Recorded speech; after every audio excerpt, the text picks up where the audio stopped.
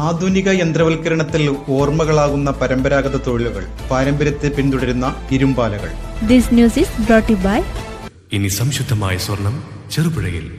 പാരമ്പര്യ തൊഴിലുകൾ പലതും അന്യമായി കൊണ്ടിരിക്കുമ്പോഴും ജീവിത നിവൃത്തിക്കായി ഇത്തരം തൊഴിലുകൾ പിന്തുടരുന്നവർ അപൂർവമാണ്. യന്ത്രവൽക്കരണത്തിന്റെ കടന്നുകയറ്റത്തോടെ സജീവത നഷ്ടമായെങ്കിലും പിതാവിന്റെ പാരമ്പര്യപാത പിന്തുടർന്ന് ഇരുമ്പുപണിയിൽ ജീവിതം നയിക്കുകയാണ് ഈ സഹോദരങ്ങൾ.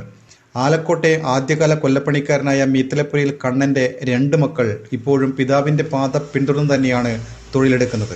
പിതാവ് കണ്ണൻ മരിച്ചതോടെ തങ്ങളുടെ തൊഴിൽ മേഖലയിൽ നിന്ന് മാറാതെയാണ് സഹോദരങ്ങളായ പത്മനാഭനും അനുജൻ ജനാർദ്ദനും തൊഴിൽ തുടരുന്നത്.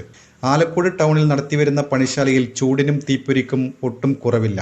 അന്തരീക്ഷത്തിലെ കടുത്ത ചൂടിലും ഉള്ളുലയുന്ന ഉലയിലെ കനൽച്ചൂട് സഹിച്ചാണ് ഇവർ തൊഴിൽ മുഖത്ത് സജീവമായി നിലനിൽക്കുന്നത്. കാലം മാറിയപ്പോൾ മലയോരത്ത് ഇത്തരം പരമ്പരാഗത തൊഴിലുകൾ തീർത്തും ഇല്ലാതാവുകയാണെന്നും ഇവർ പറയുന്നു. പുതിയ തലമുറ കൊല്ലപ്പണിക്ക് താല്പര്യപ്പെടുന്നില്ല.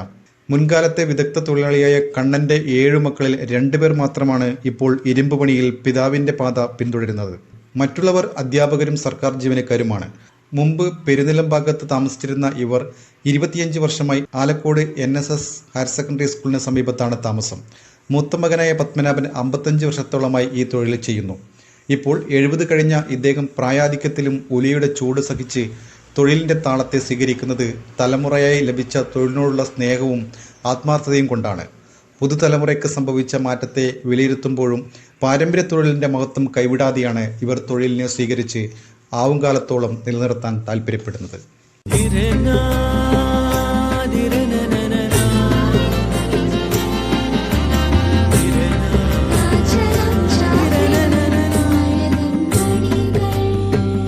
ചില ബന്ധങ്ങൾ പവിത്രമാണ്. കണ്ണും നിറയും, മനസ്സും നിറയും. സ്വന്തം ജോസ്കോ ജ്വല്ലേഴ്സ്. ഇനി സംശുദ്ധമായ സ്വർണം ചെറുപുഴയിൽ.